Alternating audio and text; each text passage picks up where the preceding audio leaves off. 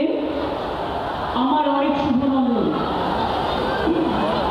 কৃষক শ্রমিক থেকে শুরু করে ICDS আশা থেকে শুরু করে ভিআরপি থেকে শুরু করে সবাইকে আমার অনেক অনেক অভিনন্দন। আমি বর্ধমান জেলা, বিশেষ করে আপনারা সবুজ বিপ্লব করেছেন এবং বর্ধমান জেলার আমি প্রত্যেককে অভিনন্দন জানাই। সাথে সাথে আমার সাথে অন্যান্য জেলারা উপস্থিত আছেন।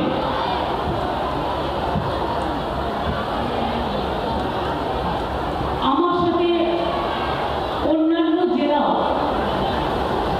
যেমন বাঁকুড়া, পুরুলিয়া, বর্ধমান, পশ্চিম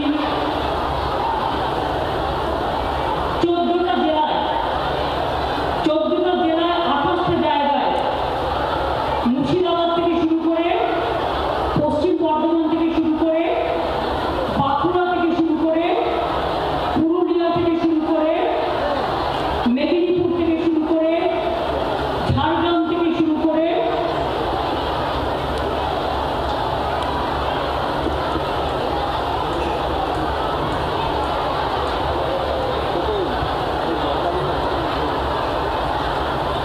পূর্ব মেদিনীপুর, নদিয়া, হুগলি,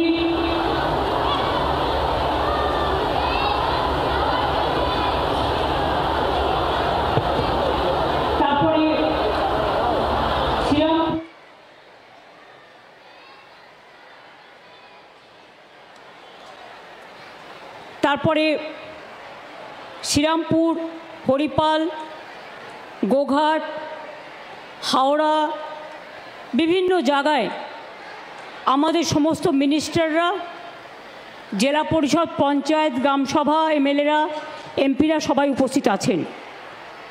আপনারা জানেন পূর্ব বর্ধমান এবং পশ্চিম বর্ধমান আগে একটাই জেলা ছিল, কিন্তু দূরত্বটাকে সংক্ষিপ্ত করবার জন্য দুটো নতুন জেলা করা হয়েছে, একটা পূর্ব বর্ধমান, একটা পশ্চিম বর্ধমান।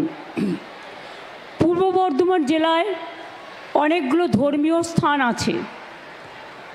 অট্টহাস সতীপীঠের উন্নয়ন ও সৌন্দর্যায়ন আমরা করেছি কেতুগ্রামে।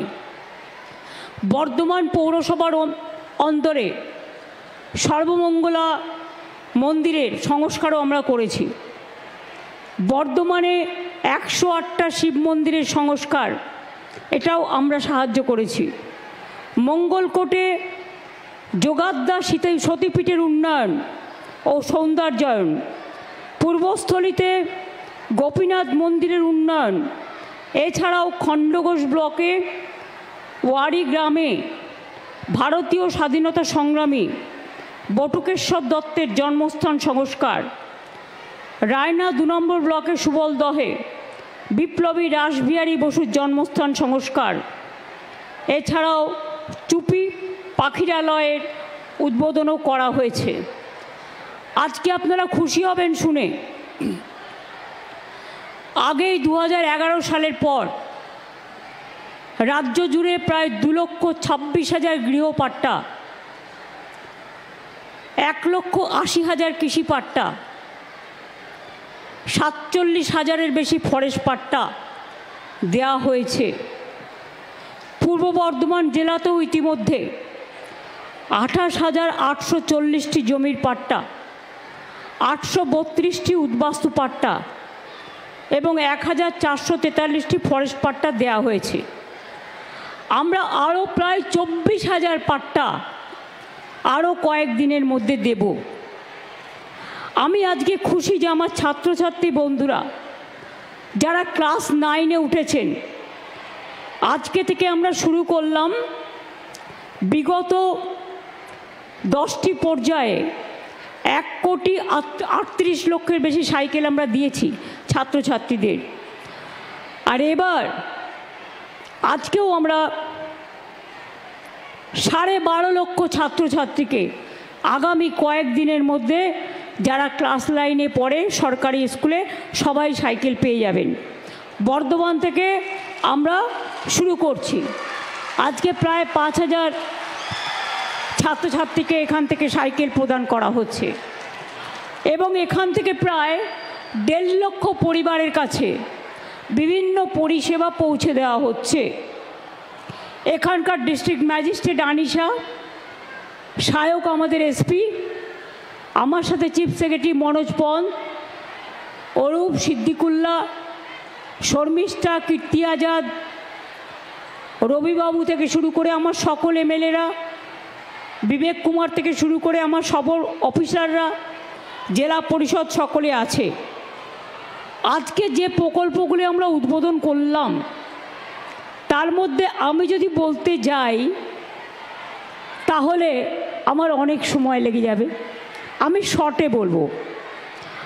আজকে যেগুলো 1.5 লক্ষ মানুষেরকে পরিষেবা দেওয়া হবে তার মধ্যে 72,000-এর বেশি লক্ষ্মীর ভাণ্ডার পাবেন, 50,000-এর বেশি স্বনির্ভর গোষ্ঠী সেলফ হেল্প গ্রুপ পাবেন, 9,800 বেশি ছাত্রছাত্রীকে শিক্ষাশ্রী স্কলারশিপ, 4,800 বেশি উপভোক্তাকে রূপশ্রী প্রকল্পে আমরা 25,000 টাকা করে দিই, যারা বিয়ে করে 18 বছরের পরে সেটাও দেওয়া হবে, এবং 2,500 বেশি উপভোক্তাকে বাংলার বাড়ি প্রকল্পে আর্থিক সাহায্য। অনেক রাস্তা করে দেওয়া হচ্ছে। আপনারা জানেন ভীষণ জল, এবারে বর্ষার কোনো লাগাম ছাড়া তারপরে ডিভিসির জল, পঞ্চায়েতের জল, মাইথনের জল জেলাগুলোকে ভাসিয়ে দিচ্ছে। কালকে গণপতির পুজো, আপনাদের সকলকে অভিনন্দন জানাচ্ছি। আর প্রায় মাসখানেকও নেই, 21 তারিখে সম্ভবত মহালয়া এবং দুর্গাপূজা এসে যাচ্ছে। সবাইকে দুর্গাপূজার অনেক শারদ শুভেচ্ছা জানাচ্ছি। অনেক ক্লাব, পুজো কমিটি, পাড়া, প্রতিবেশী, বাড়ি, আপনাদের সকলকে আমার অনেক অভিনন্দন। আজকে রাস্তা, অনেক রাস্তা করে দেওয়া হচ্ছে নতুন করে। যেটা উদ্বোধন হয়ে গেল তার নাম আমি আগে বলবো। মঙ্গলকোট, কালনা, মেমারি 1, মেমারি 2, খণ্ডঘোষ, আউসগ্রাম 1, গলসি 1, গলসি 2, মন্তেশ্বর, কাটোয়া 1, ভাতার ব্লকের অনেকগুলো বড় রাস্তা। এছাড়াও ভাতার, মঙ্গলকোট, ঘুষকরা, মন্তেশ্বর, জামালপুর, খণ্ডঘোষ, আউসগ্রাম 1, 2, কাটোয়া 1, কেতুগ্রাম 1, 2, মেমারি 1, 2, পূর্বস্থলী 1, 2, গলসি 1, 2, বর্ধমান 1, 2, রায়না 1, 2, কালনা 1, 2 ব্লক, বর্ধমান মিউনিসিপ্যালিটিতে আরও অনেক রাস্তা আজকেই উদ্বোধন হয়ে গেল। এগুলো নতুন। জামালপুর ব্লকে আপনারা জানেন সাজিপুর, হালারা ও পাহাড়পুর গ্রামে কানা দামোদর নদীর ওপর 3টে কংক্রিটের সেতু নির্মাণও আজকে উদ্বোধন হলো। গলসি 1, বর্ধমান 2 ব্লকের দামোদর মেইন ক্যানেলের ওপর 3টি আরসিসি ব্রিজ নির্মাণ হলো। ভাতার ব্লকে মাহিনগর দেবপুর রাস্তার ওপর 11 কিলোমিটারের সেতু নির্মাণ হলো। পানীয় জল ভাতার, মেমারি, পূর্বস্থলী 1, কাটোয়া 2, মঙ্গলকোট, জামালপুর, বর্ধমান 1, কেতুগ্রাম 2, কালনা 2 ব্লকেও পানীয় জল সরবরাহ প্রকল্প হলো। পূর্ব বর্ধমান জেলায় 23টি ব্লকের 361টি স্থানে সোলার সাবমার্সিবল পাম্প স্থাপন হলো। এছাড়াও ভাতার ব্লকের গ্রামীণ হাসপাতালকে 120 শয্যা বিশিষ্ট স্টেট জেনারেল হাসপাতালে উন্নতিকরণ করা হলো। অনাময় সুপার স্পেশালিটি হাসপাতালে নতুন ক্যাথল্যাব, নতুন সিটি স্ক্যান মেশিন, ট্রমা কেয়ারের আধুনিকীকরণ করা হলো। জামালপুর, ভাতার ও কালনা 1 ব্লকের 15টি সুস্বাস্থ্য কেন্দ্র তৈরি করা হলো। এছাড়াও Purbasthali 2, Jamalpur, Kalna 1, Katwa 2, Ketugram 2, Ausgram 2 public health unit তৈরি করা হলো। এছাড়াও আপনারা জানেন কেতুগ্রাম এবং মন্তেশ্বর ব্লকে 3টি ইন্টিগ্রেটেড ইংলিশ মিডিয়াম স্কুল নির্মাণ করা হয়েছে। আউসগ্রাম 1, আউসগ্রাম 2, ভাতার 1, গলসি 2, কাটোয়া 2, মেমারি 1, পূর্বস্থলী 2 ব্লকেও ঘুষকরা পুরসভার বিভিন্ন বিদ্যালয়ে ডাইনিং হল, ক্লাসরুম, বালিকা শৌচাগার অনেক করা হয়েছে। আউসগ্রাম 1, আউসগ্রাম 2, ঘুষকরা পৌরসভার বিভিন্ন স্কুলে সায়েন্স ল্যাব, লাইব্রেরি এগুলোও নির্মাণ করা হয়েছে। কালনা 1 ব্লকে মুসলিমাবাদ হাই মাদ্রাসা বয়েজ হস্টেল সেটাও করা হয়েছে। পূর্ব বর্ধমান জেলায় 54টি বিদ্যালয় স্মার্ট ক্লাসরুম করা হয়েছে। অন্যান্য প্রকল্প কত আর বলবো। পূর্ব বর্ধমানে যদি শুধু বলি 21 কিলোমিটার ড্রেনেজ চ্যানেল নির্মাণ, 23টি ব্লকে বিভিন্ন স্থানে সোলার মাস্ট স্থাপন, 23টি ব্লকে 86টি অঙ্গনওয়াড়ি কেন্দ্র তৈরি, রায়না 1, ভাতার এবং কালনা ব্লকে কৃষি বিপণন পরিকাঠামো কেন্দ্র, আউসগ্রাম 2, জামালপুর, ভাতার, বর্ধমান 2, মেমারি 1, মেমারি 2, পূর্বস্থলী 1 ব্লকে 15টি আদিবাসী কমিউনিটি সেন্টার তৈরি করা হলো। মেমারি 1, পূর্বস্থলী 1, বর্ধমান 2 ও জামালপুর ব্লকে সংখ্যালঘুদের জন্য 6টি কমিউনিটি হল তৈরি করা হলো। বর্ধমান বিভিন্ন জায়গায় 39টি বাস স্ট্যান্ডও তৈরি করে দেওয়া হয়েছে। এরপর হবে যেগুলো হচ্ছে, প্রথমে শুরু করে শিল্প সেতু, দীর্ঘদিন আপনাদের দাবি ছিল। কৃষি সেতু সম্ভবত আমরা একটা করেছি, তাই আমি চেয়েছিলাম কৃষক আর শিল্পকে মিলিয়ে দিতে। কৃষি সেতু আছে, শিল্প সেতু ব্রিজ নির্মাণ, এটার জন্য একটা সেতুতেই 347 কোটি 11 লক্ষ টাকা দেওয়া হয়েছে। এছাড়াও রাস্তা হবে আরও নতুন করে, খণ্ডঘোষ, আউসগ্রাম 1, আউসগ্রাম 2, কাটোয়া 1, কাটোয়া 2, গলসি 1, গলসি 2, পূর্বস্থলী 1, মন্তেশ্বর ব্লকে অনেক রাস্তা 175 কোটি টাকা দেওয়া হয়েছে। তাছাড়াও আরও বর্ধমানের প্রত্যেকটা জায়গায় রাস্তা সংস্কার, ছোট রাস্তা নির্মাণ, এর জন্য সব জায়গায় আপনাদের বর্ধমানের সব কনস্টিটিউয়েন্সি ব্লকে 141 কোটি 34 লক্ষ টাকা দেওয়া হয়েছে। 9টি পাবলিক হেলথ ইউনিট তৈরি করা হচ্ছে আরও। কালনা 1, রায়না 1, পূর্বস্থলী 2 ব্লকে সুস্বাস্থ্য কেন্দ্র নির্মাণ আবার হবে। অন্যান্য প্রকল্পের মধ্যে থাকছে 97টি গ্রামে কমিউনিটি স্যানিটারি কমপ্লেক্স নির্মাণ, 100 শয্যা বিশিষ্ট আদিবাসী ছাত্রী হোস্টেল, খণ্ডঘোষ ব্লকে 50 আসন বিশিষ্ট 3তলা সংখ্যালঘু ছাত্রাবাস, সরকারি ভবন পশ্চিম বর্ধমান, কল্যাণপুরে কালেক্টরেট কমপ্লেক্স নির্মাণ 29 কোটি 25 লক্ষ টাকা দেওয়া হয়েছে। মলয় ঘটক আমাদের ওখানকার মেয়র, তারা সবাই ওখানে আছেন, প্রদীপ মজুমদারও আছেন। তাছাড়াও পুলিশ কমিশনারেট নতুন করে তৈরি করা হয়েছে। বাণিজ্যিক দুর্গাপুর পৌর নিগমের বাণিজ্যিক কর বিভাগের অফিসের ভবনের মেরামত করা হয়েছে। এছাড়াও রানীগঞ্জ আসানসোলে পৌর নিগমের প্রশাসনিক ভবন নির্মাণ করা হয়েছে। রাস্তা ও ব্রিজের জন্য দুর্গাপুর সালানপুর ব্লকের অন্তর্গত কাকসা, সালানপুর, দুর্গাপুর, ফরিদপুর ব্লকে রাস্তা নির্মাণ ও ক্যারেজওয়ে নির্মাণের জন্য প্রায় 9 কোটি টাকা দেওয়া হয়েছে। পৌর কমিউনিটি স্বাস্থ্যকেন্দ্র, তার জন্য আসানসোল 5 কোটি টাকা দিচ্ছে। জামুরিয়া, রানীগঞ্জ, অন্ডাল, দুর্গাপুর, ফরিদপুর, বারাবণী ও পাণ্ডেশ্বরে মোট 9টি সুস্বাস্থ্য কেন্দ্র তৈরি হচ্ছে। বারাবণী, অন্ডাল, দুর্গাপুর, ফরিদপুর ব্লকে 3টি ব্লক প্রাথমিক স্বাস্থ্যকেন্দ্র নির্মাণ করা হচ্ছে।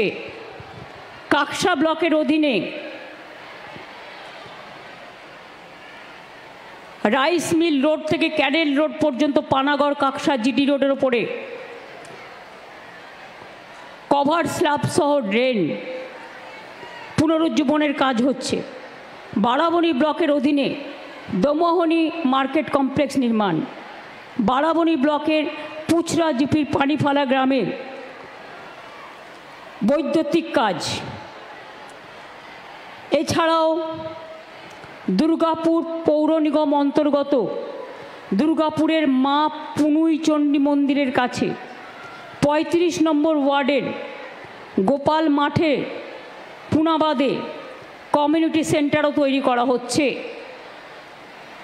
আর শিলান্যাস হওয়া প্রোগ্রামগুলোর মধ্যে রাস্তা আছে, আসানসোল দুর্গাপুর মিলিয়ে স্বাস্থ্য প্রকল্প আছে, জামুরিয়া কাকসা বারাবণী, পাণ্ডবেশ্বর কাকসা দুর্গাপুর ফরিদপুর অন্ডাল, রানীগঞ্জ পাণ্ডবেশ্বর সালানপুর, আসানসোলে জেলা হাসপাতালে পুরুষ মেডিকেল ওয়ার্ডকে ৮০টি শয্যার শিশু বিভাগে রূপান্তর করা হচ্ছে, কারণ বাচ্চাদের ট্রিটমেন্ট খুব প্রয়োজন।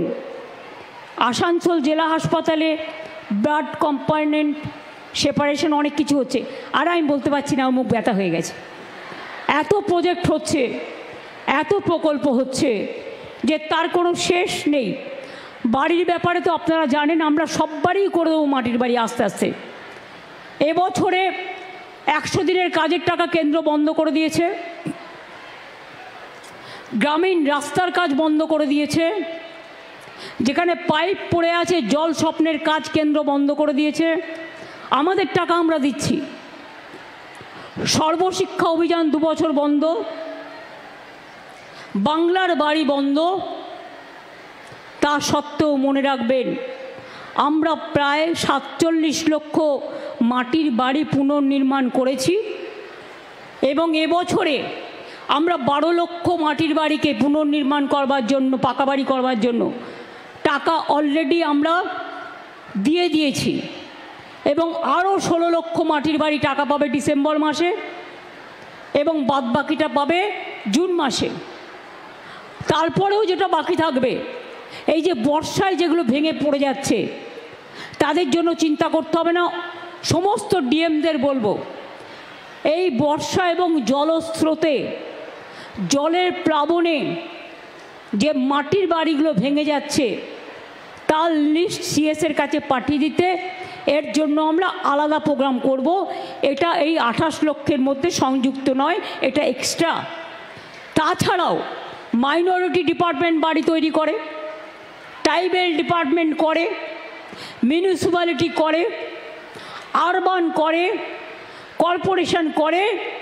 সব যদি মেলান তাহলে কিন্তু ৭০-৭৫ লক্ষ বাড়ি আমাদের আমলে তৈরি করে দেওয়া হয়েছে সাধারণ মানুষকে।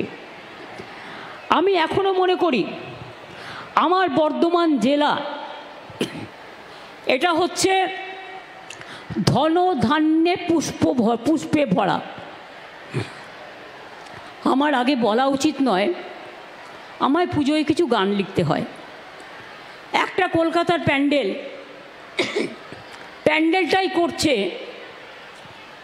সমস্ত শস্য দিয়ে, ধান থেকে শুরু করে সব শস্য।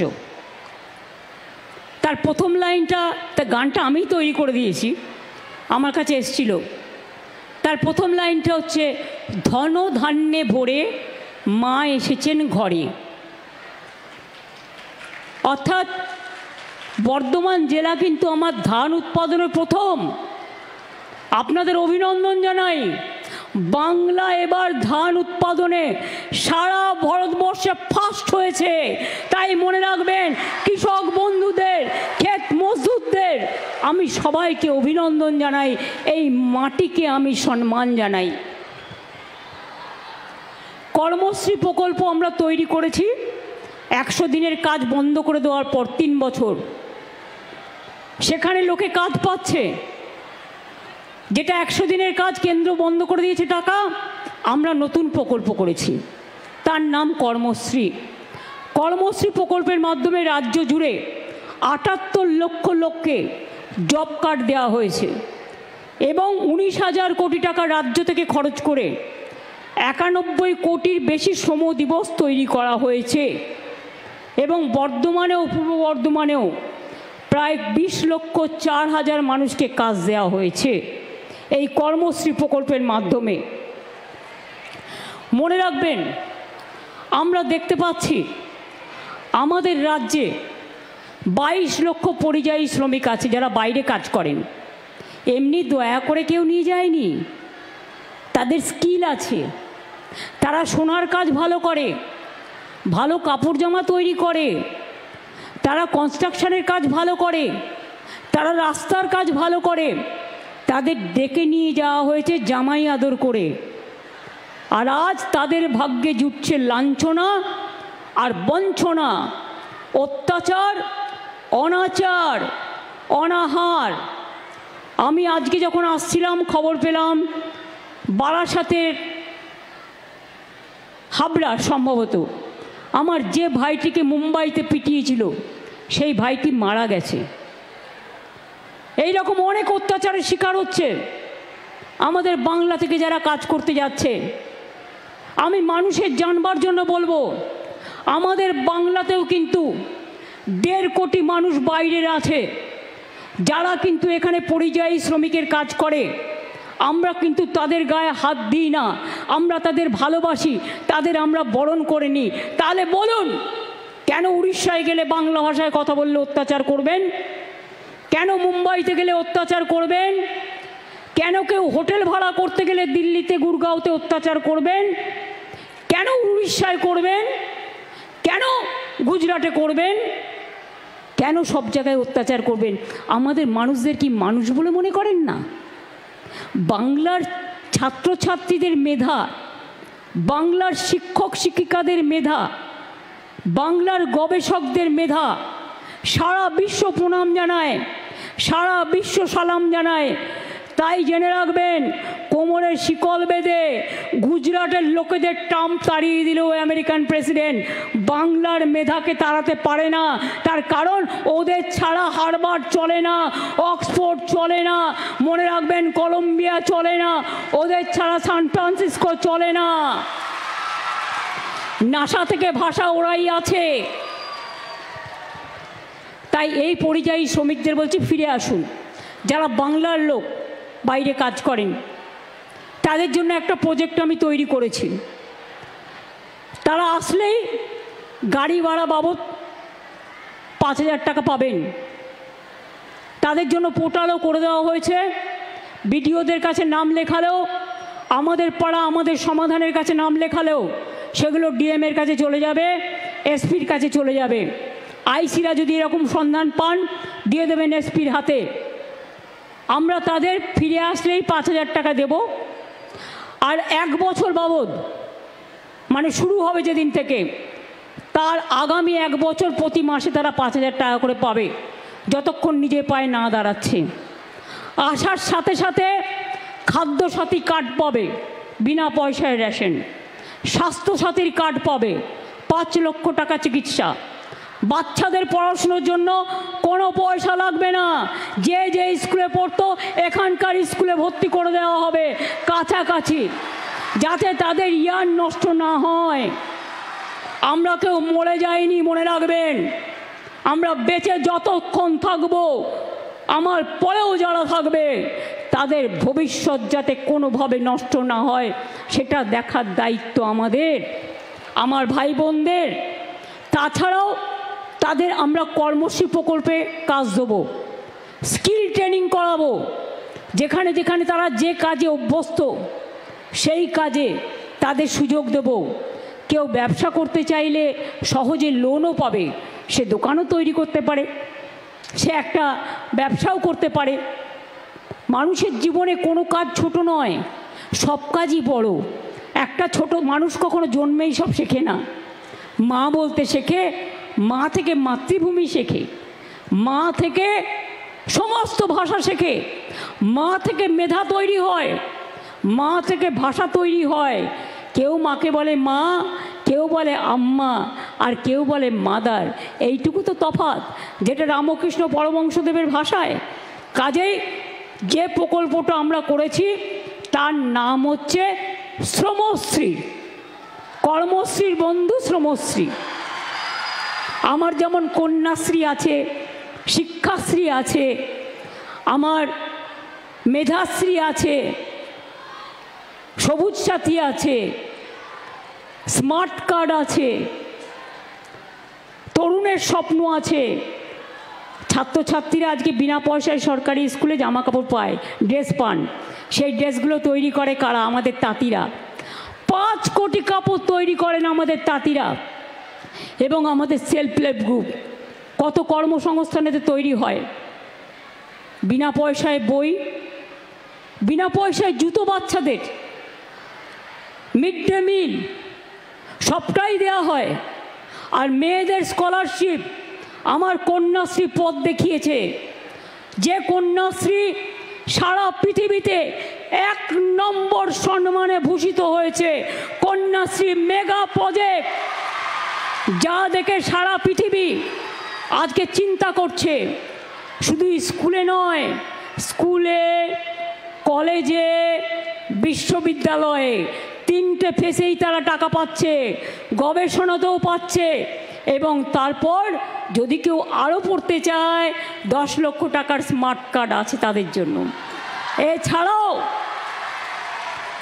যারা তপশিলি, আদিবাসী, সংখ্যালঘু যারা আছেন, ওবিসি বিশেষ করে, তাদের মধ্যে হিন্দুও আছে, মুসলমানও আছে, তাদের জন্য আলাদা স্মার্ট কার্ড আছে। আর মনে রাখবেন, ওবিসিদের যে রিজার্ভেশন আমরা করেছিলাম, আমি জেনারেল কাস্টের কোটা কাটিনি, ওটা আমরা আলাদা টাকা দিই ওদের পড়াশুনোর জন্য, যাতে জেনারেল কাস্টের স্টুডেন্টদের ভর্তি হতে কোনো অসুবিধে না হয়, পড়াশুনো করতে কোনো অসুবিধে না হয়। সবটাই ভেবে চিনতে। আমরা জল গ্রামাঞ্চলে, রাজ্যে আমাদের সময় 76% পৌঁছেছে নলবাহিত জল, এবং শহরাঞ্চলে 78% পৌঁছেছে। এজন্য আমাদেরই খরচ হয়েছে 38,000 কোটি টাকার বেশি। জমিও বিনা পয়সায় দেয়া, মেনটেনেন্সও আমাদের। যেটুকু বাকি আছে আরও 65,000 কোটি টাকা লাগবে। আমাদের থেকে এখান থেকে ট্যাক্স তুলে নিয়ে যায়, মনে রাখবেন, একটাই ট্যাক্স এখন, জিএসটি ট্যাক্স। কিন্তু সেই টাকা আমাদের দেয়া হয় না। মনে রাখবেন, আমরাই বলেছিলাম যে হেলথ ইন্স্যুরেন্স কি হচ্ছে কি, সাংবাদিক বন্ধুরা মিটিংটা করতে দেবেন তো প্লিজ। আপনাদের সামনে দাঁড় করানো হয়েছে এই কারণে যে মিটিংটা ডিস্টার্ব করবেন না, আপনারা আপনাদের কাজ করে যান। এটা কি হচ্ছে? মিটিংটা ব্যাহত হচ্ছে। প্লিজ, আপনার যদি কাউকে তুলতে হয় পরে তুলবেন, পরে তুলবেন। ছবিগুলো পরে তুলতে পারেন তো, আগেও তো এসেছিলেন আপনারা, আগে তুলতে পারতেন। প্লিজ দয়া করে আমাকে মিটিংটা চালাতে দিন, তা নাহলে কিন্তু আমি আবার ফিড দিয়ে দেবো মিটিংয়ের।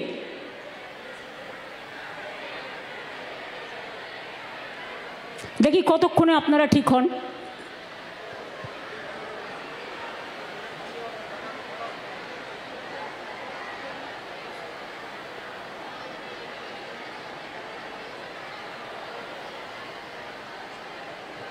এবার থেকে আমি প্রশাসনকে অনুরোধ করব, যখন কোনো মিটিং হবে প্রেসের পেছনে একটা ব্যারিকেড করতে, যাতে ওদেরও কোনো অসুবিধে না হয় ফিট দেওয়ার, আর যাতে অন্যদেরও অসুবিধে না হয়। অনেক সময় পেছনের লোকেরা দেখতে পায় না, তারা চিৎকার করে।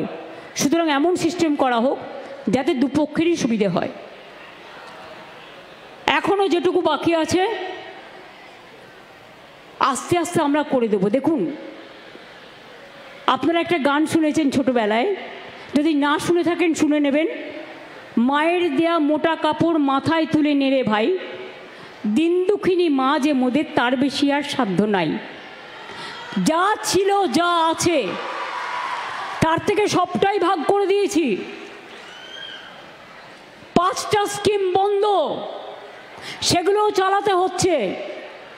এই যে জিএসটি তুলে দেওয়ার কথা আমরা বলেছিলাম, যে হেলথ ইন্স্যুরেন্সের ক্ষেত্রে জিএসটি তুলে দিন, আর ইন্স্যুরেন্স কোম্পানিও যেন এর জন্য ইন্স্যুরেন্সের প্রিমিয়াম না বাড়ায়। তার জন্য জানেন আমাদের স্টেটের কত রেভিনিউ লস হয়েছে? 900 কোটি টাকা। আরও 900 কোটি টাকা বাড়তি বোঝা। সুতরাং একটা মা যখন সংসার চলে, দেখে মাসে ইনকাম কত, তার থেকে কিছুটা সরিয়ে রাখে। অসুখ হলে, বিয়ে বাড়ি হলে, পুজো আসলে, ঈদ আসলে আর কিছু বাচ্চাদের জন্য কিনতে হলে, সেই রকম আমাদেরও মনে রাখবেন এটাও একটা সংসার, এটা আলাউদ্দিনের ম্যাজিক নয়, এটাও একটা সংসার। এত বিরোধিতা থাকা সত্ত্বেও যারা শুধু বলে যায় পশ্চিমবাংলা, আমি এটা এক্সপেক্ট করি না প্রাইম মিনিস্টারের কাছ থেকে, আমি তার চেয়ারকে সম্মান করি, কিন্তু আমি যেমন তার চেয়ারকে সম্মান করি তারও উচিত আমাদের চেয়ারগুলোকে সম্মান করা। কেন বলবেন বাংলায় সব চোর তাই আমি টাকা বন্ধ করেছি? উত্তরপ্রদেশ সবচেয়ে বড় চোর, মহারাষ্ট্রের আপনার ডাবল ইঞ্জিন সবচেয়ে বড় চোর, বিহারের ডাবল ইঞ্জিন সবচেয়ে বড় চোর। আগে চোরদের দিকে তাকিয়ে দেখুন, বাংলাকে অসম্মান করার জন্য কটা টিম পাঠিয়েছিলেন চিফ সেক্রেটারি? 186টা টিম পাঠিয়েছিল। Can you imagine? কিছু জায়গায় দেখুন, সব পঞ্চায়েত তো আমাদের নয়, নানা দলের আছে, পঞ্চায়েত কখনো একটা পার্টির হয় না। এমএলএ যেমন ওদেরও অনেকগুলো আছে, এমপিও আছে, ডেমোক্রেসিতে সব রাজনৈতিক দলই থাকে। কিছু প্রবলেম হয়েছিল, আমাদের কাছে প্রশ্ন করা হয়েছিল, তার জন্য 186টা টিম পাঠানো হয়েছিল। সব প্রশ্নের উত্তর দেওয়া হয়েছে।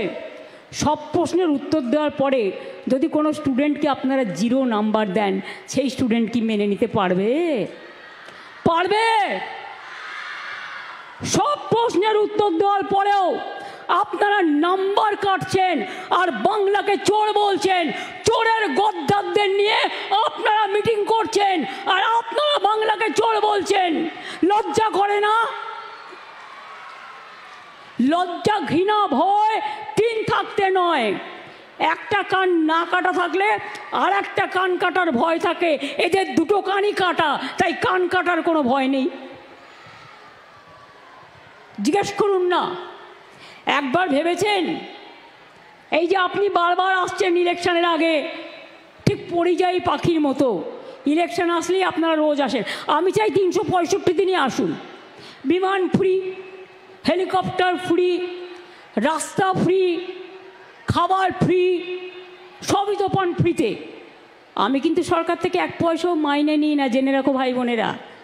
এবং আমি 7 বার এমপি ছিলাম, মাসে কিছু না হলেও 2.5 থেকে 3 লাখ টাকা পেনশন পেতে পারতাম এই 14 বছর, 1 পয়সাও নিইনি।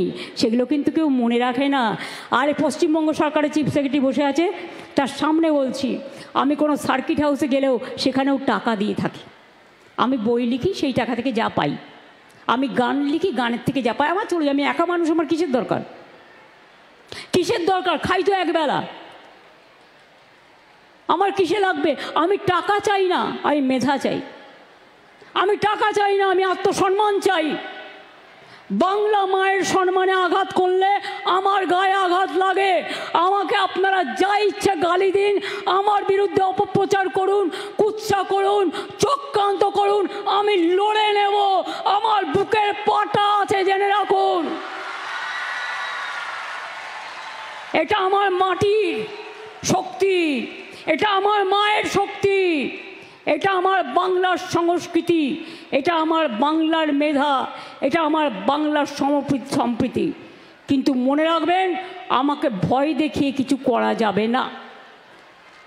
নতুন করে ভোট আসলেই এনআরসি করতে হবে, ভোটার লিস্টে নাম কাটতে হবে। আর ইলেকশন কমিশন, আপনাকে অনেক প্রণাম জানাই, অনেক সালাম জানাই। প্লিজ দয়া করে বিজেপির ললিপপ হবেন না, প্লিজ দয়া করে বিজেপির ললিপপ হবেন না, তাহলে কিন্তু দেশের মানুষ ক্ষমা করবে না। যারা বাংলার ভোটার তাদের করতে দিন। বারে বারে আসবে আর বলবে বাংলায় নাকি সব বাংলাদেশিরা থাকে। আচ্ছা বলুন তো, ছোট্ট একটা প্রশ্ন, আমি এর উত্তরটা পেয়েছি বিখ্যাত পরিচালক গৌতম ঘোষের কাছ থেকে।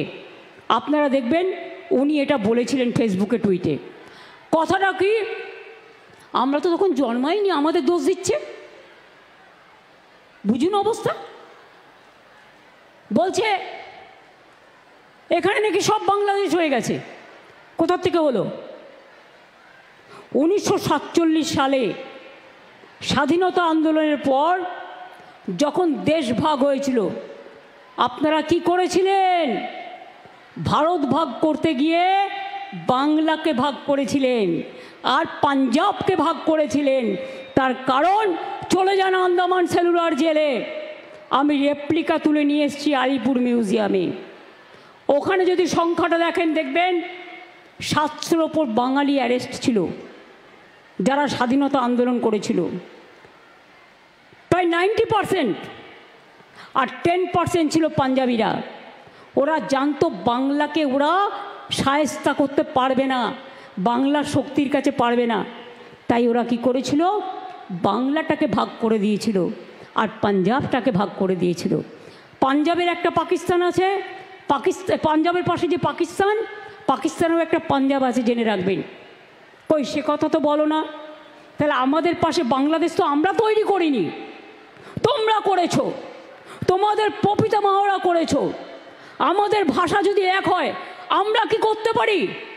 আমরা কি করতে পারি? বাংলা ভাষা সারা পৃথিবীতে ৫ম স্থানে আছে এবং সারা এশিয়াতে ২য় নম্বর স্থানে আছে। Bangla international language.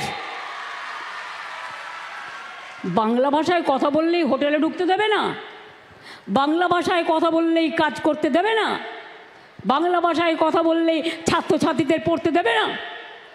বাংলা ভাষা তো বলবোই, বাংলা ভাষা, অন্যান্য ভাষাও বলবো, কেউ তো আপত্তি করেনি, সব ভাষাকে সম্মান করি। তো বাংলা ভাষা বলবো না কেন? তোমাদের মাথায় কি মগধের মরুভূমি আছে? ওদের মাথায় হচ্ছে মগধে মরুভূমি আছে। ওটা হ্যাঁ বলে না, শুধু না বলে। বাংলাকে সহ্যই করতে পারে না, বাংলা দেখলেই তরবর করে জ্বলে। ওই বলে না লুচির মতো ফলে, দেখলেই গা জ্বলে আর হিংসায় লুচির মতো ফলে বাংলাকে দেখলেই। আরে বাংলা ভাষায় রবীন্দ্রনাথ ঠাকুর কোন ভাষায় কথা বলেছেন? দুটো জাতীয় সঙ্গীত এখানকার বাংলাদেশেরও ছিল, এখন কি আছে আমি জানি না। বন্দে মাতরম ন্যাশনাল সং কে লিখেছিলেন? বঙ্কিমচন্দ্র চট্টোপাধ্যায়। জন্ম কোথায়? বাংলায়। জয় হিন্দ স্লোগান কার? নেতাজি সুভাষচন্দ্র বোস। কোথায় লড়েছিলেন? বাংলা থেকে। সেই যে হারিয়ে গেল, আমরা তার জন্মদিনটা জানি, তার মৃত্যুদিনটা আজ পর্যন্ত আমরা কেউ জানি না। দেশবন্ধু কোন ভাষায় কথা বলতেন? ক্ষুদিরাম যখন গলায় ফাঁসি পড়েছিল, একবার বিদায় দে মা ঘুরে আসি, হাসি হাসি পড়ব ফাঁসি, দেখবে ভারতবাসী। ভাষাটা কি ছিল মশাইরা? মহাশয়দের জিজ্ঞেস করুন, হিন্দু না ওরা মুসলিম? ওই জিজ্ঞাসে কোনজন? কান্ডারি বলো ডুবিছে মানুষ, সন্তান মোর মার। কে মানুষটি? বিদ্রোহী কবি নজরুল ইসলাম। তার জন্মস্থান কোথায়? আপনাদের বর্ধমান জেলায় চুরুলিয়া গ্রামে। ফাঁসির মঞ্চে গেয়ে গেল যারা জীবনেরও জয়গান, ৮০ লক্ষে দাঁড়ায়ছে তারা, দিবে কোন বলিদান? কে লিখেছিলেন? নজরুল লিখেছিলেন।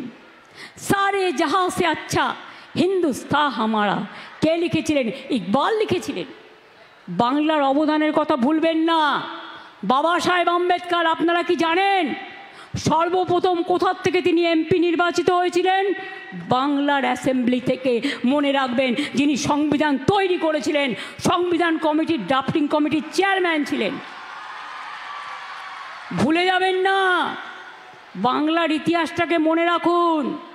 আর যদি শুধু বলেন সব বাঙালি মানে বাংলাদেশি, 1971 সালের মার্চ মাস পর্যন্ত আপনারাই গভর্নমেন্ট অফ ইন্ডিয়া চুক্তি করেছিলেন, যারা এখানে আসবেন তারা ইন্ডিয়ান সিটিজেন।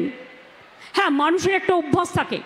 আচ্ছা বলুন তো, মুর্শিদাবাদের লোক যে ভাষায় কথা বলে বাংলা, বর্ধমান কি সেই ভাষায় বলে? তাদের লোকাল একটা টিপিক্যাল টাইপ অফ উচ্চারণ আছে। স্কুলে গেলে একটা ভাষা আমরা বলি, বাড়িতে গেলে একটা বলি। আমি তো বীরভূমের মেয়ে, ওখানেই আমি জন্মেছিলাম প্রথমে, তারপরে চলে এসেছিলাম কলকাতায়। তো আমার দেশে তো বলে, এখানে যেমন বলে কোথায় গেছিলি, ওরা বলে কোথায় গেছিলি, কি বটে। মুর্শিদাবাদেও তাই বলে। বনগাঁয় যান, আমি একবার বনগাঁয় গিয়েছিলাম ছোট্টবেলায়। আমরা যেমন বলি একদিন দেখা হলো, ওরা বলে একদিন দেখা হইল।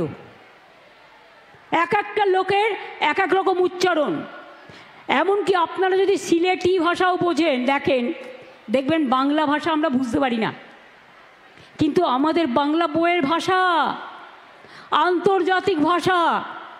সেই ভাষাতে কথা বলি, সেই ভাষাতে পড়াশুনো করি, সেই ভাষাতে মা বলতে শিখি, সেই ভাষাতে আম্মা বলতে শিখি, সেই ভাষাতে স্বরবর্ণ পড়ি, সেই ভাষাতে বিদ্যাসাগর মেয়েরা আগে পড়াশুনো করতে পারত, বাল্যবিবাহ রোধ করেছিলেন, পড়াশুনো শিখিয়েছিলেন। রাজা রামমোহন রায় সতীদাহ প্রথা নিবারণ করেছিলেন। আগে ছোট্ট ছোট্ট বাচ্চাদের বিয়ে দিত একটা বুড়ো লোকের সাথে, বুড়োটা মরে গেলে তাকেও সাথে চলে যেতে হতো। এই বিধবা বিবাহ প্রচলন করেছিলেন ঈশ্বরচন্দ্র বিদ্যাসাগর, এবং সতীদাহ প্রথা করেছিলেন রাজা রামমোহন রায়। কোথায় পাবেন এই সংস্কার? বাংলায় প্রথম আইন হয় সতীদাহ প্রথার, তারপরে সারা ভারতবর্ষে হয়। সুতরাং মনে রাখবেন, এ মাটি আমার সোনার মাটি, এ মাটি সোনার চেয়েও খাঁটি। এই মাটিতেই জন্ম নিল রবীন্দ্র নজরুল, একই বৃন্তে দুটো কুসুম, আলোকময় সে ফুল। তাই বাংলার ঘরে ঘরে নতুন প্রজন্ম হাল ধরো আজ ভারতের দরবারে। আমরা হারব না, মাথা নত হবে না। বাংলা চলবে নতুন করে, বাংলা গাইবে নতুন সুরে। আমার জয় বাংলা স্লোগানই আজকে সবার স্লোগান। তার কারণ বাংলাকে সম্মান জানিয়ে আমরা জয় বাংলা একবার নয়, 1000 বার বলবো, লক্ষ বার বলবো, বজ্রকণ্ঠে বলবো। আমি চাই আমার কন্যাশ্রী মেয়েরা অনেক বড় হোক। আমিও কখনো কখনো বই লিখি, কাজ করি। কন্যাশ্রী মেয়েদের মধ্যে কেউ পাইলট হয়েছে, কেউ ডাক্তার হয়েছে, কেউ ইঞ্জিনিয়ার হয়েছে, কেউ টিচার হয়েছে, কেউ প্রফেসর হয়েছে, শিক্ষাশ্রী থেকেও হয়েছে, মেধাশ্রী থেকেও হয়েছে, ঐক্যশ্রী থেকেও হয়েছে। সবাই, আমি মনে করি বাংলা সংস্কৃতিকে যতই হিংসা করো কিচ্ছু লাভ নেই। ভাষা সন্ত্রাস মানব না, বাংলার অসম্মান মানব না, বাংলার অপমান মানব না। আজকে তুমি ক্ষমতায় আছো তাই বাংলাকে ভাতে মারার চেষ্টা করছো, বাংলার সব টাকা ইকোনমিকভাবে ব্লকেট করে দিচ্ছ। ভাই, আজ তুমি আছো, কাল তুমি থাকবে না, তখন তোমাদের কি হবে তখন তোমাদেরও বুঝতে হবে। যেমন দেখাবে মানুষ কিন্তু তেমনই দেখাবে। Charity begins at home. নিজের থেকে শিক্ষা নাও। আমি মনে করি মানুষকে অবজ্ঞা করা, অবহেলা করা, কুসংস্কারচ্ছন্ন করা, আর তারা ঠিক করবে। আগে বলতে মমতাজি তো দুর্গা পূজা করনে নেই দেতা, এখন দেখছে কোনো লাভ নেই। এখন বলছে জয় মা দুর্গা, বাপরে কি জোরে বলছে, আমাদের থেকেও জোরে বলছে, কারণ ভোট আসছে, ভোট পাখি। ওদের ধর্ম একটাই, মন গড়া হিন্দু ধর্ম। রামকৃষ্ণ নয়, স্বামী বিবেকানন্দ নয়, রবীন্দ্র নজরুল নয়, আম্বেদকর নয়, বিরসা মুন্ডা নয়।